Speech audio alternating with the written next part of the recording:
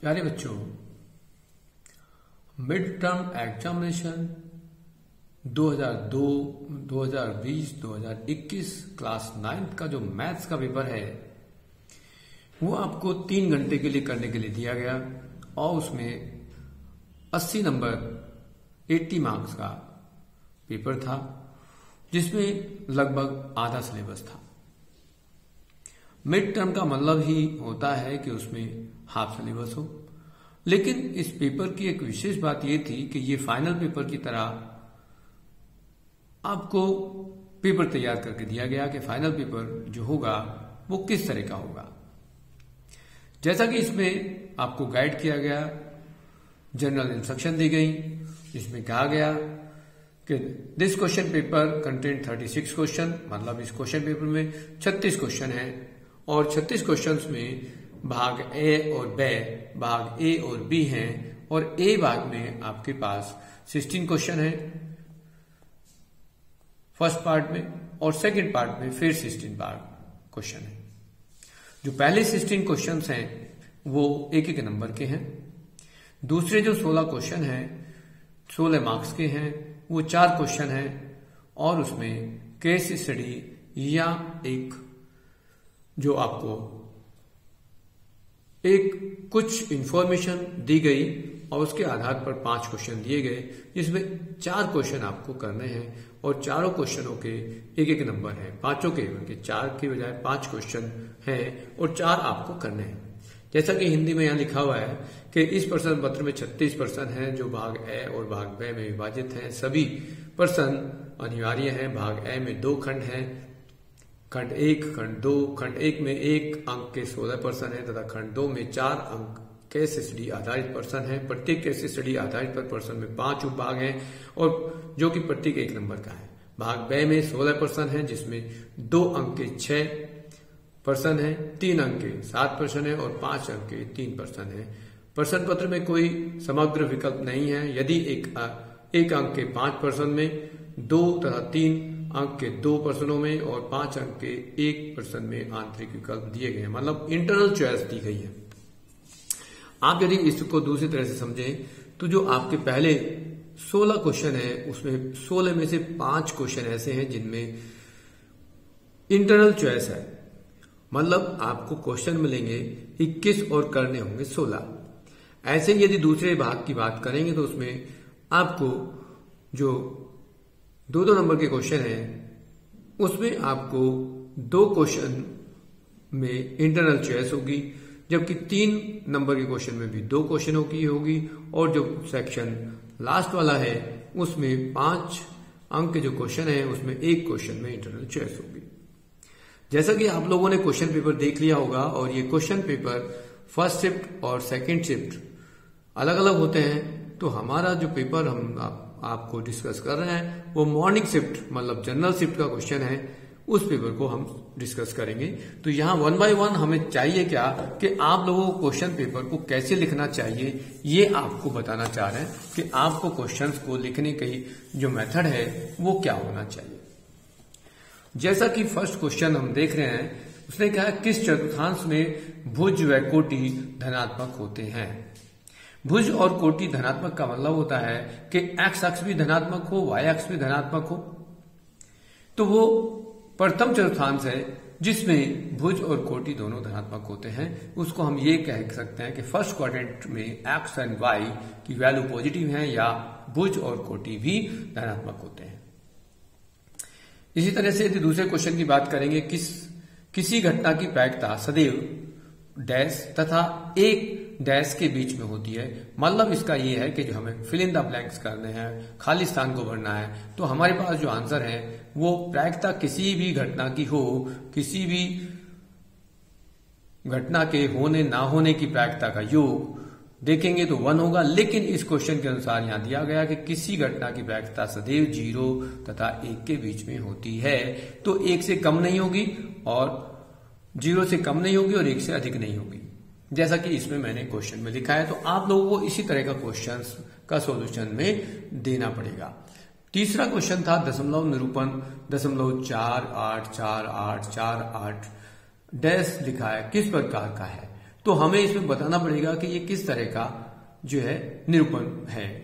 तो ये हमें बताना होगा कि ये संख्या बार बार पुनरावृत्ति हो रही है और खत्म भी नहीं हो रहा, इसलिए इसको कहते हैं अशांत और पुनरावृत्ति, कहते हैं नॉन टर्मिनेटिंग नॉन रिपीटिंग। यदि हम इसको नॉन टर्मिनेटिंग नॉन रिपीटिंग कहें तो भी वही वर्ड है जिसमें अशांत और पुनरावृत्ति है। ऊपर वाले क्वेश्चन की बात करें तो उसमें आपकी प्रायिकता 0 और 1 के बीच में होती है और फर्स्ट क्वाड्रेंट में आपका जो एक्स और वाई एक्सिस है, एब्सिसा और ऑर्डिनेट है, वो पॉजिटिव होता है।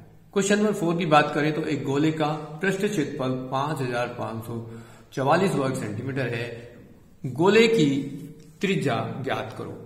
तो यहां हमारे पास गोले का पृष्ठ क्षेत्रफल का फॉर्मूला मालूम होना चाहिए, जो हमने लिख दिया है 4πr² होता है और 4πr² को हम तुलना करेंगे 5544 से, जैसा कि हमने लिखा है 4 गुना 22/7 गुना r² बराबर 5544। r² का मान निकालेंगे तो 5544 गुना 7/4 गुना 22 और हल करेंगे तो ये हमारे पास 7 गुना 7 बचेगा, क्योंकि यहां से 4 से काट देंगे 5544 को भी और 22 से भी काटेंगे तो 7 गुना 7 मतलब 7 का स्क्वायर होगा। और यदि r का मान निकालें तो अंडर रूट में 7 का वर्ग होगा जो 7 सेंटीमीटर होगा। अतः हम कहेंगे कि गोले की जो त्रिज्या है r वो 7 सेंटीमीटर होगी। अगले क्वेश्चन नंबर 5 में कहा गया दी गई आकृति में दर्शाइए एक कोण। दर्शाए गए कोण किस प्रकार के हैं जहां L और M समांतर हैं। यदि हम देखें कि जो समांतर रेखाएं होती हैं उनके बीच में एक तिर्यक रेखा काटती है, जैसा कि इस आकृति में दिखाया गया है, जो जेड की आकृति बनाते हैं, तो उस तरह के जो कोण होते हैं उन कोणों को एकांतर कोण कहते हैं। तो ये हमारे पास जो कोण हुआ वो एकांतर कोण होगा। इस तरह हमारे पास क्वेश्चन नंबर 5 का हल मिला। क्वेश्चन नंबर 5 में हमें एक भाग और दे रखा है जो इंटरनल चॉइस थी, या हम कहें कि आंतरिक एक और चॉइस दी गई। उसने कहा जो क्वेश्चन नंबर 5 का अथवा है उसमें कहा 50 डिग्री का संपूरक कोण ज्ञात कीजिए। संपूरक कोण का मतलब होता है जिन दो कोणों का योग 180 हो तो वो दोनों कोण एक दूसरे के संपूरक कहलाते हैं। माना एक कोण A है और दूसरा B है तो कोण A प्लस कोण B 180 डिग्री होगा, जबकि कोण A हमारे पास 50 डिग्री है तो कोण B 50 प्लस कोण B बराबर 180 और कोण B बराबर 180 माइनस 50 बराबर 130 डिग्री होगा। इस तरह से हम यदि लिखेंगे पेपर में तो हमें फुल मार्क्स मिलेंगे। आप लोगों को यह ध्यान देना जरूरी है कि आप लिखेंगे कैसे क्वेश्चन को, उसको यदि आपने समझ लिया तो आप आंसर लिख लेते हैं, लेकिन कई बार आपको लिखने में परेशानी होती है। तो लिखना उचित ढंग से, सही ढंग से लिखना, जो टीचर को समझ में आ जाए उतना लिखना जरूरी है। क्वेश्चन नंबर 6 की बात करें तो बहुपद x3 minus 2x² minus 3x plus 1 के सभी पद लिखिए। तो उसमें पद लिखने के लिए बोला गया है। इसका मतलब यह है कि इन सारे जितने भी 4 पद हैं उनको अलग अलग करके लिखना है, उनके साथ चिन्ह भी होना चाहिए प्लस माइनस का, और उनके साथ जो गुणांक अंक है वो भी लिखने जरूरी है। तो बहुपद के सभी पद अलग अलग करके लिखेंगे तो पहला पद आएगा x3, दूसरा पद होगा माइनस 2x² और तीसरा पद होगा माइनस 3x और चौथा पद होगा 1। इस तरह से सभी पदों को हमने लिख दिया है। क्वेश्चन नंबर 7 में कहा है y के ऋणात्मक अक्ष पर वह बिंदु ज्ञात कीजिए जो x अक्ष से 3 मात्रक दूरी पर है। x अक्ष से 3 मात्रक है लेकिन y अक्ष पर होना चाहिए, और वो भी ऋणात्मक दूरी पर, ऋणात्मक साइड में होना चाहिए, मतलब मूल बिंदु से नीचे की तरफ होना चाहिए। जब मूल बिंदु से नीचे होगा तो y का मान माइनस में हो जाएगा, और वो x अक्ष से 3 इकाई दूर है तो -3 होगा, और यदि बिंदु के निर्देशांक बताएंगे तो वो होंगे -0, 0 -3। क्वेश्चन नंबर 8 की बात करेंगे तो मान ज्ञात कीजिए a की घात x माइनस वाई गुना a की घात y माइनस जेड गुना a की घात z माइनस एक्स। अब हमें कुछ नियम मालूम होने चाहिए कि यदि हम किसी भी संख्या का आधार बराबर है तो उनकी घातों को जोड़ देते हैं। अब इसको यदि हम करेंगे तो a की घात x minus a Guna a की घात y माइनस जेड गुना a की घात z माइनस एक्स में इनका आधार सभी का a है तो घात जुड़ जाएंगी, जैसा कि इसमें लिखा हुआ है। हम लिख सकते हैं a की घात x minus y plus y minus z plus z minus x. इस तरह से आप देखोगे कि x धनात्मक है और ऋणात्मक भी कट गया, y धनात्मक है और ऋणात्मक है वो कट गया, और z धनात्मक और ऋणात्मक है वो भी कट गया। तो यहाँ पर a की घात 0 होगी और a की घात 0 को आप लिखेंगे 1। अगले क्वेश्चन में कहा गया 8वीं का ही आंतरिक एक चॉइस दी गई, इंटरनल चॉइस दी गई है। उसमें कहा गया है कि √2/√7 के हर का परिमेयकरण कीजिए। परिमेयकरण का मतलब होता है कि जो हमारे पास हर में एक अपरिमेय संख्या दी गई है उसको परिमेय संख्या के रूप में बदलना, अपरिमेय को परिमेय के रूप में बदलना। तो यहां हमें जो दिया गया है वो है √2/√7। यदि हम इसको आगे लिखना चाहेंगे तो लिखेंगे √2/√7 गुना √7/√7। मतलब जो हमारे हर में संख्या होती है उसी को ऊपर नीचे अंश और हर में गुना कर देंगे। इस तरह से हमारे पास जो अंश होगा वो √2 गुना 7 और नीचे हर में हो जाएगा √7 की घात 2। और रूट की घात 2 होती है तो वो संख्या बच जाती है, तो हम इसको लिखेंगे ये √14/7। इस प्रकार आपका √2/√7 का जो परिमेयकरण है वो √14/7 होता है। इस तरह से क्वेश्चन नंबर आपका 8 हो गया। यदि हम आगे क्वेश्चन नंबर 9 की बात करते हैं तो 9 क्वेश्चन में कहा है कि कार्तिक तल के में एक्स अक्ष और वाई अक्ष खाली स्थान पर प्रतिच्छेद करते हैं। तो एक्स अक्ष और वाई अक्ष कहां प्रतिच्छेद करते हैं? वो मूल बिंदु पर प्रतिच्छेद करते हैं। ये हमें इतना सा लिखना है, खाली स्थान की जगह पर मूल बिंदु लिखना था कि मूल बिंदु पर प्रतिच्छेद करते हैं। फिर अगला क्वेश्चन नंबर 10 में दिखाया चित्र में डी का मान ज्ञात कीजिए। अब आप देख रहे हैं चित्र, तो चित्र में आपको दो लाइनें एक दूसरे को प्रतिच्छेद करती नजर आ रही हैं, जिसमें एक कोण 50 डिग्री दिखाया गया है, उसके दूसरा शीर्ष कोण जो है वो डी लिखा हुआ है और शीर्ष कोण आपस में बराबर होते हैं, शीर्षाभिमुख कोण उनको कहते हैं। यदि डी का मान निकालना है तो डी के अपोजिट विपरीत दिशा में जो कोण लिखा हुआ है शीर्षाभिमुख कोण है वो 50 डिग्री का है, तो डी का मान 50 डिग्री होगा। इस तरह से आप इसको लिखेंगे अपनी कॉपी पर तो आप फुल मार्क्स गेन करेंगे। क्वेश्चन नंबर 11 में कहा गया उचित सर्व समीकरण के प्रयोग से 201 की घात 2 माइनस 200 की घात 2 का मान ज्ञात कीजिए। इस प्रकार यदि आप देखेंगे कि आपके पास 201 की घात 2 माइनस 200 की घात 2 है तो उसमें ये सर्व समीकरण लगेगी a² minus b² equal to a plus b और a माइनस बी। यदि आप इसको एक बार जोड़ देंगे और एक बार घटा देंगे तो 201 प्लस 202 और दूसरे ब्रैकेट में आएगा 201 माइनस 200। तो यदि जोड़ेंगे तो 401 और घटाएंगे तो 1 आएगा और इनका आंसर जो है 401 आ जाएगा। क्वेश्चन नंबर 12 में कहा गया है कि एक विद्यार्थी द्वारा मासिक यूनिट परीक्षा में प्राप्त किए गए अंकों का प्रतिशत नीचे दिया गया है। इन आंकड़ों के आधार पर उस बात की प्रायिकता ज्ञात कीजिए कि यूनिट परीक्षाओं में वह परीक्षार्थी 70% से अधिक अंक प्राप्त कर सके। आप यदि तालिका को देखेंगे तो उसमें आपके पास 5 यूटी में से 3 ऐसे यूटी हैं जिनमें 70 या 70 से अधिक नंबर उसने बच्चे ने प्राप्त किए हैं, जैसे 71 है, 73 है और 74 है। 71%, 73% और 74%, मतलब 3 ऐसे यूटी हैं, यूनिट हैं जिनमें उसने 70 से अधिक अंक प्राप्त किए हैं और कुल जो यूटी हुए वो 5 हुए। इस तरह से हम लिखेंगे विद्यार्थी 70% से अधिक अंक प्राप्त करता 3 यूनिट परीक्षाओं में और कुल यूनिट परीक्षाएं 5 थी, अतः इसलिए 70% से अधिक अंक प्राप्त करने की प्रायिकता जो होगी अनुकूल यूनिट परीक्षा और कुल यूनिट परीक्षा के अनुपात को हम कहेंगे। तो कुल अनुकूल यूनिट परीक्षा जो थे वो 3 थी और कुल परीक्षा जो है वो 5 है। इस प्रकार आपका जो क्वेश्चन है उसकी प्रायिकता जिन बच्चों की मार्क्स 70% से अधिक हैं उनकी प्रायिकता 3/5 है। इस तरह से ये आपका जो आंसर है वो 3/5 हुआ।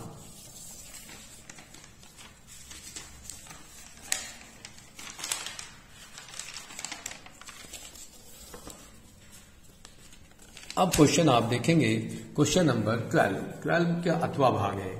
अभी हमने 12 देखा था तो 12 का दूसरा भाग भी है। उसमें आपको कहा गया है कि कुल विद्यार्थियों की संख्या 200 है जिसमें सर्वे किया गया है और पता करना है कि सांख्यिकी पसंद करने वाले बच्चे कितने दिए गए हैं और नापसंद करने वाले कितने हैं। पसंद करने वाले 135 बच्चे हैं और नापसंद करने वाले 65 बच्चे हैं। तो उसने पूछा गया है कि सांख्यिकी पसंद करने वाले विद्यार्थियों की प्रायिकता बताओ। तो यहाँ अनुकूल सांख्यिकी पसंद करने वालों की संख्या 135 है, तो यहाँ सांख्यिकी पसंद करने वाले विद्यार्थियों की प्रायिकता निकालेंगे तो अनुकूल घटना जिसमें बच्चे सांख्यिकी को पसंद कर रहे हैं और कुल बच्चे कितने कुल विद्यार्थी 200 हैं, तो 135/200 बराबर 27/40 होगा। इसी प्रकार से यदि 13वां क्वेश्चन देखें तो उसमें क्या सरल कीजिए। सरल करने के लिए कहा गया है आपको कि आपके पास जो 2√3 plus 5√3 minus √7 plus 2√3 minus 5√2 minus √7। अब यहां देखेंगे कि आपके पास एक जैसी जो भिन्न है, एक जैसी जो अपरिमेय संख्या है, उसमें एक है 5√3 और फिर है 2√3, उसको एक साथ लिखा। उसी के साथ साथ 2√3 और 5√2, फिर उसके बाद माइनस √7 और √7। यहां आप देखेंगे तो यहां आपके पास दो अपरिमेय संख्या है जिनमें √3 दे रखा है, दो ऐसी हैं जिनमें √2 दे रखा है और दो ऐसी हैं जिनमें √7 दे रखा है। तो हमने एक जैसी जो लाइक टर्म्स हैं उनको एक साथ लिखा। तो यहां 5√3 और 2√3 को जोड़ेंगे तो 7√3 हो जाएगा। दूसरा 2√2 माइनस 5√2 है तो उसमें हम लेंगे माइनस 3√2, और यदि √7 और √7 है तो उसमें माइनस 2√7 लेंगे। इस तरह से हमारे पास इसका आंसर आ गया। फिर क्वेश्चन नंबर 14 की बात करें, यदि किसी घनाभ की लंबाई और चौड़ाई 20 सेंटीमीटर है और उसकी ऊंचाई h सेंटीमीटर है तो उसका आयतन ज्ञात कीजिए। अब घनाभ का आयतन जो होता है उसका फॉर्मूला है लंबाई गुना चौड़ाई गुना ऊंचाई, या हम कहते हैं LBH, जहां लंबाई और चौड़ाई तो b से बताई गई है और ऊंचाई h है, तो b गुना h, जिसको हम b² h सेंटीमीटर घन या घन सेंटीमीटर लिखेंगे। आगे क्वेश्चन नंबर 14 का ही अथवा भाग है, उसमें कहा गया कि एक अर्धगोले का व्यास r है। अर्धगोले का वक्र पृष्ठ क्षेत्रफल ज्ञात कीजिए। तो अर्धगोले का वक्र पृष्ठ क्षेत्रफल जो होता है वो πr² होता है, 2πr² होता है। अब 2πr में जो r है, गोले की त्रिज्या है, वो स्मॉल r/2 है, क्योंकि व्यास स्मॉल r दे रखा है। तो कैपिटल R की जगह हम यदि r/2 लिख दें, उसका स्क्वायर कर दें तो 2πr/2 का स्क्वायर होगा। यहाँ 2πr²/4 करेंगे, 2 से 4 को काटेंगे तो πr²/2 होगा। इस तरह से अर्धगोले का वक्र पृष्ठ क्षेत्रफल πr²/2 होगा। यहाँ आपके पास क्वेश्चन नंबर 14 का अथवा भाग हुआ। अब क्वेश्चन नंबर 15 की बात आती है। क्वेश्चन नंबर 15 में लिखा है यदि bx बराबर 3x + 5 हो तो b - 3 + b - 1 का मान ज्ञात कीजिए। तो हमारे पास इसको हल करने के लिए पहले हमें बहुपद लिखना पड़ेगा कि bx क्या है, वो 3x + 5 है। तो यहाँ पर b - 3 और b - 1 का मान निकालने के लिए हमें x की जगह -3 और -3 और 1 रखना होगा।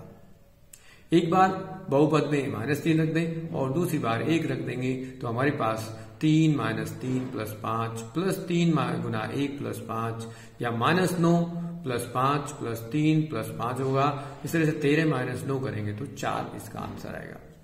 क्वेश्चन नंबर 15 का अथवा भाग में कहा गया है कि 5x - 15 का शून्यांक ज्ञात करो। शून्यांक का मतलब होता है कि x का क्या मान रखें जो ये बहुपद शून्य बन जाए। तो हमने माना कि 5x - 25 बराबर 0 है।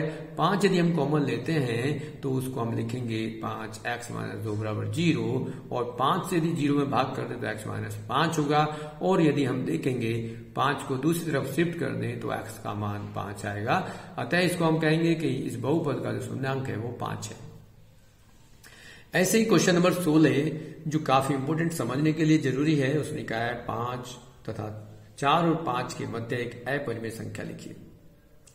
4 और 5 के मध्य एक अपरिमेय संख्या पूछी गई है, लेकिन हमारे पास ये इनफाइनाइट अनंत संख्या हो सकती हैं जो 4 से बड़ी होगी और 5 से छोटी होगी। जैसा कि एक एग्जाम्पल हमने दिया गया कि इसको 4.202002000 इस तरह से लिख दें, तो ये हम ऐसी संख्या जो दशमलव में दिखाते हैं और अपरिमेय हो तो उनकी एक विशेषता ये होती है कि वो शांत होंगी और पुनरावृत्ति भी नहीं होती, तो इसे कहते हैं पुनरावृत्ति नहीं है, ठीक है, और ना ही शांत है, मतलब अशांत और पुनरावृत्ति नहीं है। नॉन टर्मिनेटिंग नॉन रिपीटिंग भी हम इन वर्ड को यूज करते हैं। इस तरह के बहुत सारे एग्जाम्पल हो सकते हैं, हर बच्चे का एग्जाम्पल अलग अलग हो सकता है।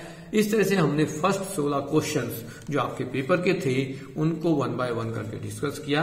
अगली वीडियो में हम आपके केस स्टडी वाले क्वेश्चन लेके आएंगे और इन सबको आप अपनी कॉपी पे कर लें, क्योंकि इसी टाइप का क्वेश्चंस जो होंगे वो आपके अगले एग्जाम जो भी फाइनल टर्म्स होगी उसमें भी ऐसे ही आएंगे।